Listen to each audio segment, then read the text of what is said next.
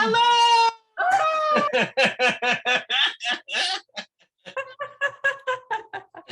How's everyone doing? Hi, everybody. Hey, we have Meet the Biz today. Meet the Biz. Hello, David. D-I-Z. Hey. Hey guys, how are you, David? Hello. Hey, David. Hey.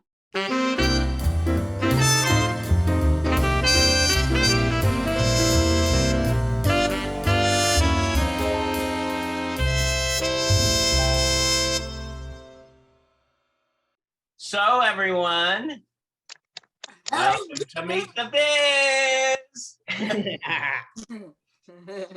Hi, how's everyone doing? Good.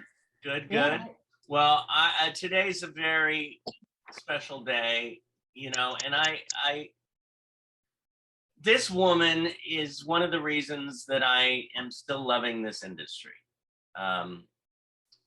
And just real, down to earth, a heart. I mentioned a lot of times that the guests that come on here have this beautiful heart, but I tell you, this woman personifies that. She has worked on so many sets of TV shows and films that you all know and love. She was nominated for an Emmy for hairstyling for Deadwood, the movie. She won the Hollywood Makeup Artist and Hairstylist Guild Award for Best Period Piece and Character for hairstyling. She's been in the business for 27 years. She's worked, I'm going to just list just a few names. Holly Hunter, Jim Carrey, Jerry Jewell, Robert Redford. She's been on shows, worked on shows like Reno 911. I could keep on going with this. A walk in the wood. I'm gonna just it's Charlie's Angels, Full Throttle. So I'm gonna just let this woman in. And here she is, Lainey Terzinski. Yay! Yay! Yay! You make me cry. Your words are so kind. Thank you so much. That was really nice. Yes, thank you. Well, no, it's true. I met Lainey on the set of Deadwood, the movie. And, when somebody walks in the room and the door opens and there's just this energy, that's what you had. You have this loving, like, oh, I know you, I want you. I want your presence in my life. And so thank you. Thank you. What is it about? Have you always been this way of just making people feel wonderful around you? That's a funny question. I know. There is a proverb that I live my life by, and it's do unto others as you would have them do unto you. And it's because, treat people like you want to be treated. I want people to treat me nicely, so I'm going to treat anybody, even that I make eye contact with. I will give a smile or something, because you just don't know what everybody's day is entailing, and the world is hard right now. And we need to lift each other up, and it's all we have on this planet are each other, and that we have to take care of each other. So yeah, I love humans, and I'm mad at them all at the same time. Yes. And I could add to that about you want to kiss them and shake them at the same time. Yeah, I know. Oh my God. But grateful for people like yourself too, because I felt the same walking in the room, you and Jerry, to meet somebody like Jerry Jewell that has had the adversities in her life like she has had, but always has a smile, always has some loving, kind words to give you. And it's just, but there for the grace of God go I, Well, and it's wonderful. That set of Deadwood, not all sets are that amazing where people seem to, it really seems like people were a true family. I mean, they've been working together for so long. Yeah, they had worked together for that 12 years before for those 4 years or 5 years.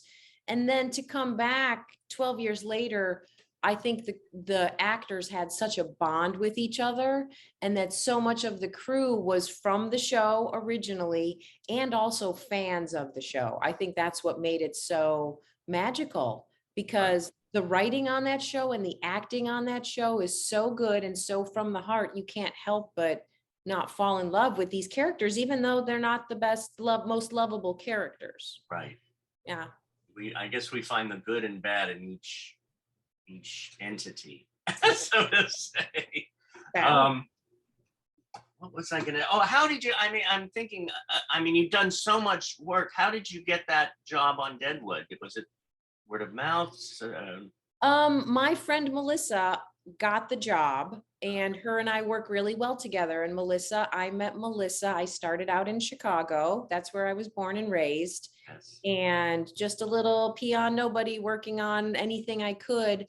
And then a movie came to Chicago, and it was called Never Been Kissed. And Never Been Kissed is the Drew Barrymore movie, which is a really sweet, wonderful, heartfelt movie. If you haven't seen it, watch Never Been Kissed. It's about an older woman who goes back to high school and pretends she's a teenager, and goes back to relive those times in high school. And she's a newspaper writer, so she's writing an article about it. But I met Melissa there, and if it wasn't for Melissa, my life, I wouldn't have I give her a lot of credit for my career. She's found me the jobs and put me in the places and put me in front of people. And yeah, Melissa was the big cheese. She was the boss on Deadwood, and she made me her co-captain. We were head bosses together, and my respect and my love for Melissa Yonke is huge because of that. Oh, I love that. I Yeah. love that. It shows how the people you meet throughout your life, when you connect with them, you keep doing, you create more work together, like you did with Mr. Redford. I mean, you worked with Robert Redford for several times. Yeah, that was a fun one. I have a makeup man friend named Corey, and him and I also work together really, really well. And he got asked to do this film down in Mexico called All Is Lost. And the movie is based on a true story.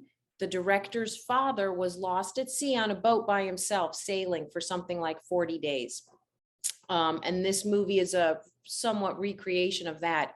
So in the film, it's basically one person. It's basically Mr. Redford and a stunt double, almost the whole movie. The movie has no dialogue.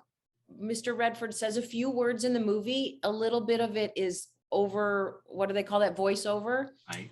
But he barely speaks in it. So to watch a human being act and get so much across with just his face was a beautiful thing. And I didn't know if he liked me. He was a very quiet guy. He would read his paper, not much going on. I would play the music, do his hair and whatever. And at the end of the movie, he's like, "Hey, give me your phone number." And I'm like, "Okay." And then the next movie comes along and he asked me to do it. And the same thing that you said, it was kind of like, I'm just being myself. I'm just doing what I can, doing the best job that I am capable of doing, without trying to be like, "Look at me, look at me, look at me." And people notice it. The right people will notice that and want you in their lives. Well, when you were describing that a bit, it sounded like, a really good Reiki master or massage therapist, because you come into a room, you connect with the person, and you go to whatever level that it is. It's not just being on all the time. You, like you said, you walk in as you. And you meet people at their level. That's a very good explanation. That's a very good point right there. Because some people are up here and some are down here. And I just want to find out who you are and be able to communicate with you, and other people do it with me too. Right. Yeah. Now, here's, you mentioned you grew up in Chicago? I did. And I will say the reason I got into doing hairstyling is I struggled in school so much.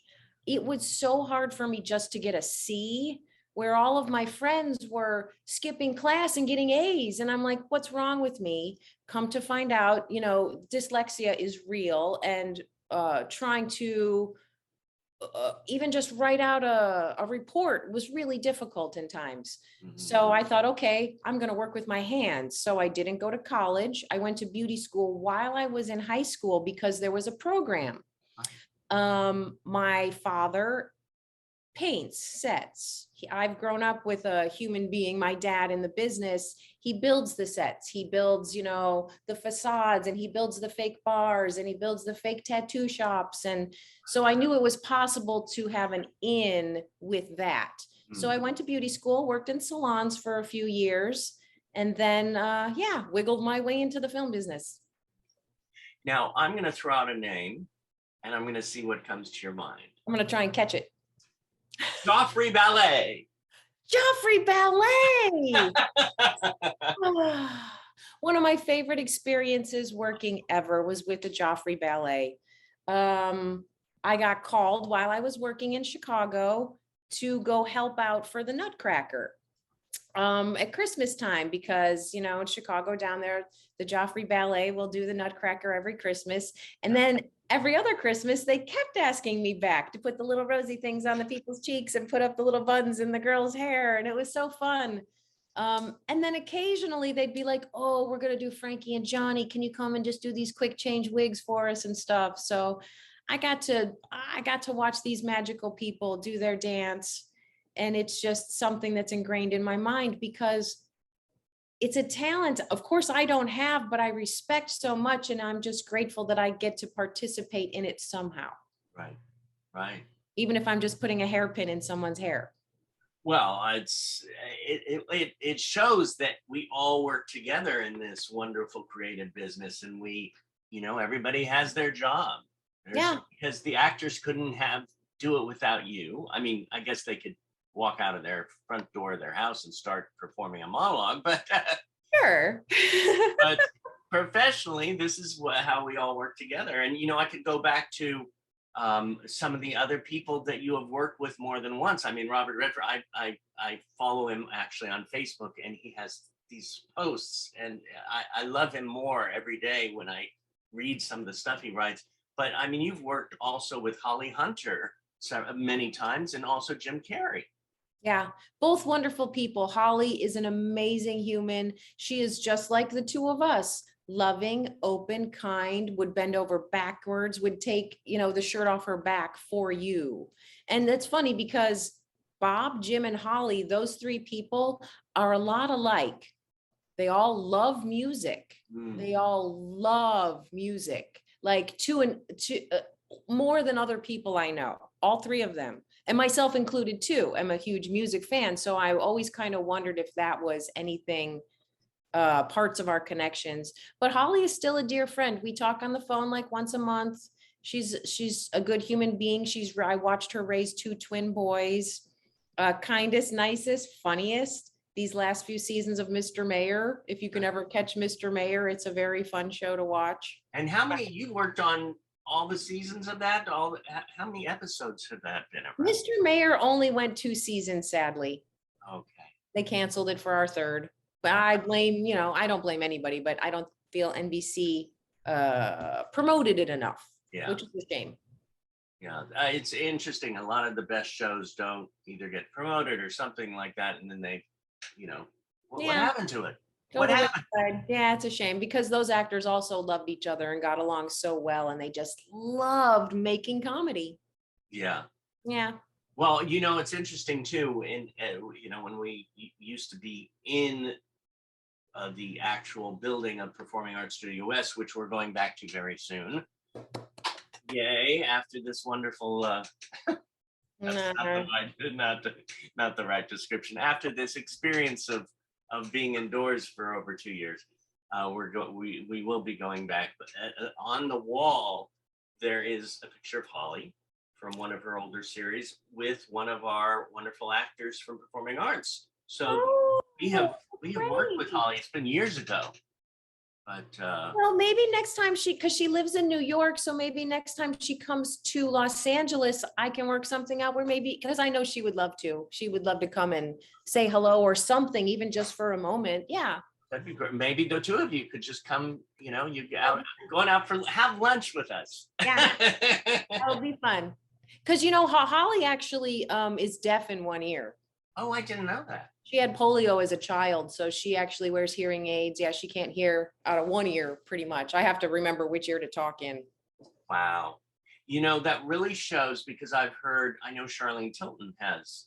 Oh, I think didn't she's know that. partially deaf. Yeah. And so she, you find out by talking to people. I mean, we all have something that is a part of us That could hinder us, but does not. exactly, because we move forward and we live our life to the fullest, and the joy. And I'm looking at the joy behind your shoulder right now. I keep on Hey, saying wrong that. way. Stevie Why don't- Wonder. My favorite singer. Love you know, Stevie Wonder. My top two favorite singers of all time. Why do you have that beautiful face on your wall? Because I love Stevie Wonder. Because he's amazing. His He's so songs are amazing. beautiful. He is a lover. And I just like his songs make me happy. Yep, that's right. Little Stevie playing the harmonica. I love Oh him. my gosh. Have you worked with him? Have you? No, but I did get to see him in concert maybe about 6 years ago. And he was on stage for 4 hours straight. Oh my God. I had the Seattle. same experience. In Seattle, Washington. I went up and watched it and it was amazing. December 2nd or 3rd or something a couple years ago. Yeah, it was a wonderful show. 4 hours. And Hours. he's blind. I don't know how he got like really Oh my amazing. I have, that is so fascinating you said that, because this was years even before I moved to LA, say 30 years ago, and it was in Oakland at the Paramount Theater. And the other day somebody posted your favorite concert, boom. And I said Stevie Wonder at the Paramount, because he played for 4 hours. And Unreal. we were on our feet for 3 of them. Yeah. Didn't stop. It was great. Yeah. Oh my gosh. So getting back to your work, you look on IMDb and you see all these different credits. You see key hairstylist. You see hair department stylist, hair stylist for a lead, hair supervisor. What is the different levels of jobs and et cetera, et cetera? For specifically for hair and makeup people, your lead person would be your department head, hairstylist, department head makeup. They're the ones that would oversee everything, do all the talking with the directors usually, or producers, to see what kind of look they're going for with the actors with the movie. And then you have your key hairstylist, or key makeup artist would be the right-hand man to your department head. They're the one that is there to pick up any slack, do all the ordering, do the phone calls to hire help. And we all should be looking at the schedule so we know what's happening. And then you just have hairstylists. I don't want to say just, but they are people that come in and assist and do other actors if we have too many, or do the background people if we need them. I worked on the Steven Spielberg film Lincoln. Oh. And on Lincoln, we had one major department head for hair and makeup for the whole thing. And she was Steven Spielberg. She's been with him for years. Yeah. And then we had our hair department, and we had 6 full-time hairstylists. And then for a few days, they built a big tent. They put up 60 hair and makeup stations. So we had 60 hair and makeup people just doing background on Lincoln, while then you've got the other 12 of us, half hair, half makeup, doing the other actors. But you had all the soldiers, you had people in Congress, and that was all set in 1886, 5-4, somewhere around there. Right. Yeah. Right. Yeah, Well, so that was the biggest grouping of hair and makeup people I've ever seen.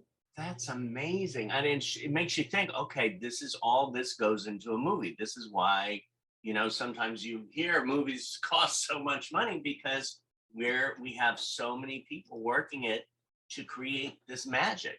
Yeah. Yeah. And we actually even had to, we prepped before we even shot for a month, we were in Virginia and we were prepping things. People would come in, they would try on their costumes. We'd sit them in our chair. We'd try on different wigs on them. We'd say, grow out your sideburns, don't cut your hair or whatever. So even full months beforehand, there's prep, even with just the background people to get them to look proper for a period piece. Right. A lot of work. Yeah. Now, somebody asked me this question, or this question was asked about, I know we know you do hair, but do you do hair and makeup?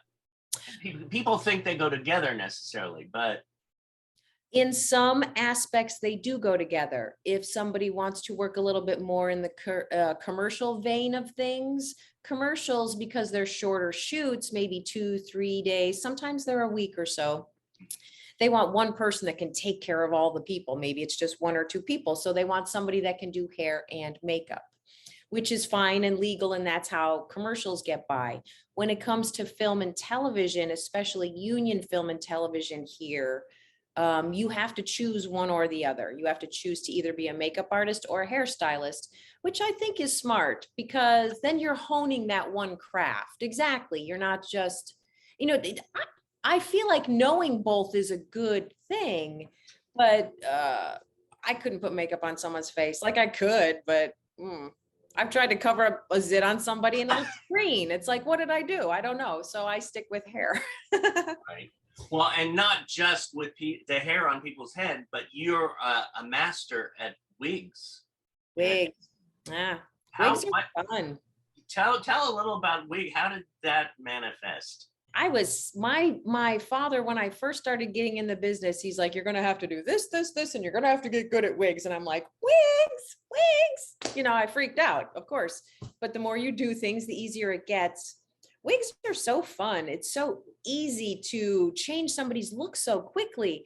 Like men can grow out sideburns or grow a mustache or a beard or just even, different facial hairs, and women can't have that so much. So I think variety with wigs is really fun. I don't know if any of you guys watched any of Stranger Things, but I was watching that show and the lead girl, Millie Bobby Brown, has a really short buzzed haircut. And I watched that whole show and I'm like, I couldn't tell if it was a wig the whole time. So much that I got online yesterday, is Billy Bobby Brown wearing a wig? And she was. And there was a video to show how they did it. And I learned things yesterday, but they did a really incredible job. That buzz haircut, there's a buzz wig on her and it's this long all the way around. If you get a chance to look, it's some amazing wig work right there. Wow. Yeah. Wow. I've got to rewatch some of that. I haven't gotten through the whole thing yet, but I've got to. Yeah. Now, I saw lace wig work. What is lace wig work? Let's think. How can I say a clown wig? If you take a clown wig that's like the kind of curly, and you put it on, it's got a hard front to it. It's just a hard front right there. Now, like example for Jerry Jewell. What we did with Jerry is this nice woman who is a wig maker came over. She measured Jerry's head. We did a whole thing where we plaster her hair down and then we wrap it in saran wrap. And then we take a magic marker and we outline her hairline all the way around. We kind of put in where her swirls are and stuff. And then they take that piece of plastic saran wrap off her head and then they've got a form of Jerry's head. Then the wig maker puts it on a form and starts sewing hair into it. So that's the wig we made. Surprises. We got surprises. Ooh. This is Jerry's wig from the movie Deadwood, but it's not curled. As you know, David, we're working things out to get it to the Hollywood Museum. Right. But it's got like all those little pinnings right there. This is actually lace right there. And what we have to do is, what I would do is with Jerry is I pull all of her hair back, I pin it back on her head, and then we put that wig on top of her, and then there's this lace that lays right here. And then what I'll do is I'll take some glue, Yeah. like spirit gum kind of glue, and you lay it down. And what happens is the lace is kind of the same color as her skin. And the second you kind of push it down, you can't see it anymore. So then all this looks like a real hairline, Wow. right? Yeah. Yeah. And this is Jerry's hairline. And this wig, Jerry's got a small head. She's got a very tiny little bean there. Like her hairline is shorter here. So this wig is actually really small. It's probably the smallest wig I've ever come across for a person because she's got a tiny little skull there.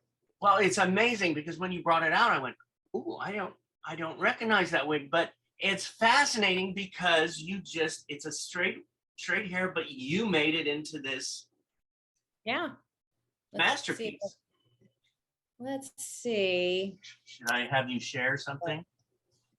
Yes. Do you mean Okay. with words? I'm gonna share. Okay, you could share there. Share a screen for you. Oh, okay. Look at that. Like, that's what the wig looks like when it's styled. Oh, There's the back of it. that's the wig. Yeah. So this wig and that are the same thing. Oh, that is cool. Jerry looks so good in this little wig too. Oh, she looks so good. Yeah. That's amazing. Oh my God. So you have like a encyclopedia of wigs on your phone. These are specific. Jerry's wig is going into the Hollywood Museum for Deadwood for everything. So I had all these pictures saved from Deadwood. I just re-put them on this phone so I could fix that wig. But it's surprising the muscle memory, because once I started to go and do it, it was like, oh, I remember this. I remember this. I remember this because I had done it so many times on her. It was just like, oh, easy. Yeah, that was a blessing to be on that set and just watch you work, watch everybody, just to be there for Jerry. That was my job. Yeah. It was just amazing, the energy on that. How many, on Deadwood, let's jump to Deadwood again. How many people did you work? Did you work on everybody? No, we had 3 full-time hairstylists there to do most of the crew. Now, none of the men wore wigs, but we had 1, 2, 3, 4, 5, 6 women in wigs. And we're talking wigs, and Right. it changes from scene to scene. Yeah. So there were definitely many days where we had other hair people in. A lot of times it was at least 4 of us to get the job done, because you put the wig on during the day and everything's fine. But what happens is you wrap at night, the wig has to come off, and then the wig has to be reset and ready to go for tomorrow morning's work. So when I finish at night, I still have at least an hour and a half work to do once I get the wig off someone's head. Right. And Just, put yeah, it in a good place where it's safe. that's right. Yeah. So, again, you've worked in so many different pieces of TV shows, movies. What is one story from so many of these different, the work that you've done that you would say, oh, I got to tell you this story that happened on this set? That's funny. That's a surprise question. Huh. But I will say there's a question when I'm on set that I ask friends, and it's, where are some of the most interesting places the film business has taken you? Ooh. Right? Because Yeah. there's been some interesting places the film business has taken me. One, I worked on Herbie the Love Bug with Lindsay Lohan, and we got to be in the pits of a NASCAR race. We're talking a Herbie shirt, the ear cans, and it's a NASCAR race, and Herbie's there, like the crowds, people on bicycles, it's just like it was NASCAR. So the smell of the car. And beer at 8 a.m. The other fun place that was really interesting and I would have never been to if I wasn't in the film business was, there was a movie in the 90s called The Relic. I don't recommend it. It's not any good. But The Relic, really? I love horror films. Well, me too. Um, the Relic brought me into this place. It was filmed in Chicago. So they take us to City Hall in Chicago. We get in an elevator and we go to the basement of City Hall, which is a good 8 stories down. Yeah. And then we go into another elevator that takes you another 10 stories down. So I'm 70 feet below the city of Chicago in a tunnel that when I do this, I'm touching the walls. And then some joker goes, hey, I'm going to turn the lights off. And he turns the lights off and you can't see anything. Oh, So some people couldn't handle it because if you think too much, you're like, I'm in a tunnel 70 feet below the earth. And it's the coal tunnels that they used to run through Chicago to get to different places. It's the tunnels Al Capone used to use to sneak around different places. So I got to be in some cool tunnels. oh my underneath God. Chicago. You found a few missing people. Ooh. Oh my God. So that was fun. Yeah, Charlie's Angels actually brought me to, when I worked on Charlie's Angels, I basically did all of the second unit. I did all of the stunts. That was a lot of wig work also. In the second Charlie's Angels movies, you've got the girls doing all their motocross stuff. There's some motorcycle stuff in there. And when that could be a lot of work, I would think, because if they do a stunt and they have to film it again, you got to get the hair back to the same. Well, and also 98% of motocross people, when we filmed that, were men. The angels are women. So how do I make a motorcycle rider look like a woman? And the stunt coordinator would not let me put wigs on these guys, and he wouldn't let me put pins on their heads in case they got in an accident and the helmet had to come off. So I had to come up with an idea, how am I going to do this? So what I did is, because all 3 of the angels had a little hair coming out of somewhere in their helmet. Yeah. So I took Velcro and I Velcroed inside the helmet, and I just took a smattering of hair that matched Cameron Diaz and I cut it to look like it was hers. And I'd wake up in the morning, I'd go to work, I'd take my 3 little hair pieces and I would Velcro them inside all of the 3 helmets. And it's like, okay, now I sit around and watch these guys ride motorcycles all day until I got to take the hair out. But it brought me to Mexico. We went down to Mexico to shoot there because I was the extras. Just go with the stunt people. Just go with the stunt people. They brought me to Catalina Island for shots. Like it was, yeah, it's fun. It's hard work, but it's still rewarding and fun. It's a journey. It's a journey. Oof. God, I have so many other questions. We're going to get to a few questions from the students. Of course, they sent in, and I see their hands raised. I do have several more though that I'm going to. And I'll try and talk. You do a lot. I mean, you worked with Ryan Gosling, Alfred Woodard, Chris Evans. And then now didn't you just do The Gray Man? That movie's coming out this month. The Gray Man. Yes. That movie brought me to Prague. Oh, now you were Ryan and Alfred and Chris were in the movie, but you were the main stylist for Anna, correct? Correct. Oh, I only did. And that's another aspect of the film business is you can be a personal, like just for one specific person. So I was Anna de Armas's personal on that. And most of the times when I did Mr. Carey, I was just doing Jim's hair. I wasn't doing anything else on the show. Certain personalities are so big that they kind of need to have their own focus and their own hair person and their own makeup person and their own costumer too. What brings you the most joy in life? What brings me the most joy in life? Serving other people. I love taking care of others. And I feel like that's why I'm in this business, because I like to take care of others. I like to watch actors do their thing. Movies, I am a cinephile. I love movies. I will watch them. I love them. The old ones, the new ones, it doesn't matter. So to be able to collaborate with an actor or with a human being that wants to perform and wants to put themselves out there to entertain the rest of us, there's something magical. Service. My life is service. I am here to serve my brothers and sisters. Again, like we need to take care of each other. So, and if this is the niche I found without having to, have the scholastics that other people are capable of. You know, I want to be an astronaut. Oh, fun, but I can't do math. Right. So, hey, Yeah. thank God you're doing hair. Yeah, I'm right where I'm supposed to be.